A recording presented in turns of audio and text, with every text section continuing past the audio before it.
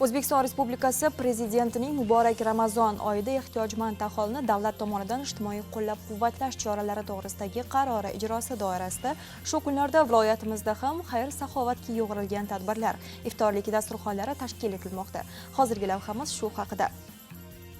Uzun tumanida muborak Ramazon oyi munosabati bilan ehtiyojmand, ijtimoiy ko'makka muhtoj hamda nogironligi bo'lgan shaxslar uchun iftorlik dasturxoni tashkil etildi. Unda tuman mutasaddilari, jamoatchilik vakillari hamda homiylar ishtirok etdi. Tadbirda so'z olganlar Ramazon oyining fazilatlari, insonparvarlik va bag'rikenglik kabi qadriyatlar haqida so'z yuritdilar. Aytish kerakki, yurtimizda ijtimoiy himoya tizimini mustahkamlash, ehtiyojmand oilalarni har tomonlama qo'llab-quvvatlash bo'yicha qabul qilinayotgan davlat dasturlari bu kabi amaliy ishlarga mustahkam zamin yaratmoqda. Ishtirokchilar bunday uchrashuvlar aholining ijtimoiy himoyaga muhtoj qatlamini qo'llab-quvvatlashda muhim ahamiyat kasb etishini ta'kidladilar. Tashkil etilgan mazkur iftorlik tadbiri davlatimiz tomonidan olib borilayotgan insonparvar va kuchli ijtimoiy siyosatning amaliy ifodasidir. Bu kabi ezgu tashabbuslar jamiyatda mehr-shafqat, hamjihatlik va o'zaro yordam muhitini yanada mustahkamlashga xizmat qiladi.